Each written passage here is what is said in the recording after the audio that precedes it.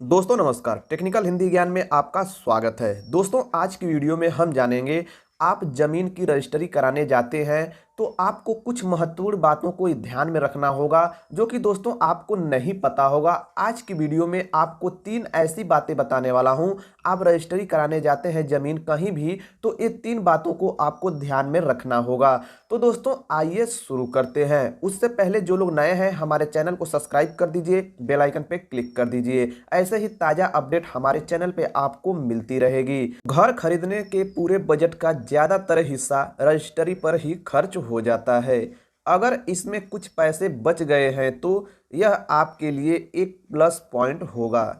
उस पैसे का इस्तेमाल किसी और काम में किया जा सकता। आप अतिरिक्त सज्जा में पैसा निवेश कर सकते हैं। तो आइए जानते हैं प्रॉपर्टी रजिस्टर्ड चार्ज बचाने के 3 तरीके।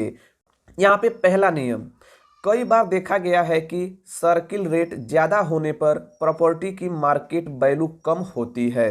बाजार मूल्य पर कम स्टाफ शुल्क का भुगतान करते हुए उच्च सर्किल दरों पर उच्च स्टाफ शुल्क लगेगा। ऐसे मामलों में आप रजिस्टर या सब रजिस्टर से अपील करके स्टाफ ड्यूटी पर बचत कर सकते हैं। यह प्रावधान स्टेट स्टाम्प एक्ट के तहत किया गया है।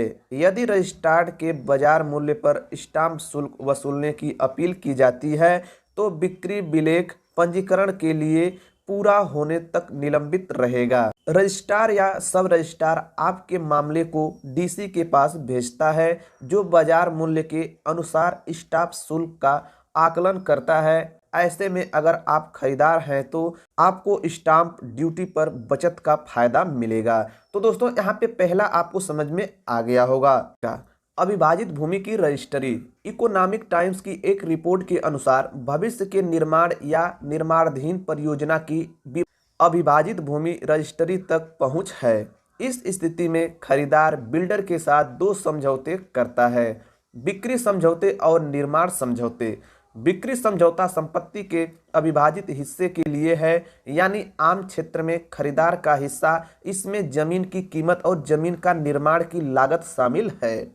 अविभाजित भूमि खरीदना सस्ता है क्योंकि निर्मित क्षेत्र के लिए कोई पंजीकरण शुल्क नहीं है। मान लीजिए कि एक अपार्टमेंट बनाने की लागत 50 लाख रुपए है और इसके पार्सल में अविभाजित भूमि 20 लाख रुपए है, तो पंजीकरण शुल्क और 20 लाख रुपए का स्टाम्प शुल्क देना होगा। तो दोस्तों यहाँ पे दूसरा तरीका भी आपको पूरी तरह समझ में आ गया होगा। अब दोस्तों जान लेते हैं तीसरा तरीका, महिला खरीदार को छूट। यहाँ पे दोस्तों अगर महिला खरीदती है जमीन तो उसको यहाँ पे विशेष छूट दिए जाएंगे।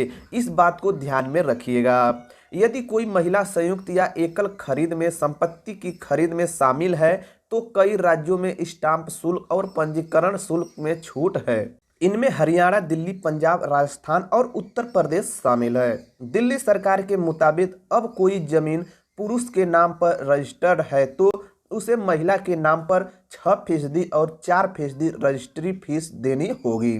वही आप आवासीय संपत्तियों के पंजीकरण की लागत पर 1 साल में टैक्स में 1.5 लाख रुपए तक की बचत कर सकते हैं। तो दोस्तों यहाँ पे जो आप रजिस्ट्री करेंगे, जो पंजीकरण होगा, उसमें आप 1.5 लाख रुपए की बचत कर लेंगे। या कोई महिला जमीन खरीदती है तो यहाँ पे उसे विशेष छूट दिए जाएंगे। तो दोस्तों मुझे उम्मीद है कि आपको पूरी तरह समझ में आ गया होगा। तो ये 3 बातों को आप ध्यान में रख लीजिए। आप कहीं भी जमीन रजिस्ट्री कराने जाते हैं या फ्लैट, तो इन बातों को आपको ध्यान में रखना होगा। तो दोस्तों जानकारी अच्छी लगी तो वीडियो को शेयर जरूर करिएगा। Thank you.